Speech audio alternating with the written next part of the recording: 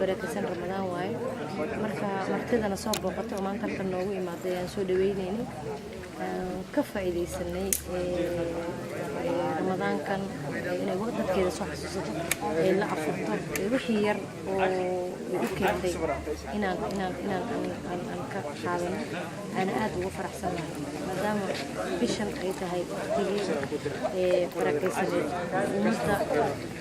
wixii yaraa ay haysteen isla isticmaalaan ama ay kala gaceen ama walaaltinimo iyo midnimo ay muujiyaan bishan barakaysan marka madaxda maanta noo imaaday ayaan horta aan mahad celinayaa aan soo dhaweynaya countigeena Wajeer aan women rep ka ahay marka waxa kaloo jiraan roob badan baa dhacay marka daacadana Wajeer iyo kaararkeeda dhinaceedana waxa waaye dhinac badan baa jirta marka ummadda nafteeda inay dhinacadooyinkaas ay maxaa la shindirada helaan si caafimaadkii ayadana aan xoog u saari karno maanta waxa Wajeer waxaan noo keenay ma helnay Wajeer town markaan aan 20,000 oo mosquito-net raashin 3,000 oo xaafadood oo 3,000 ka badan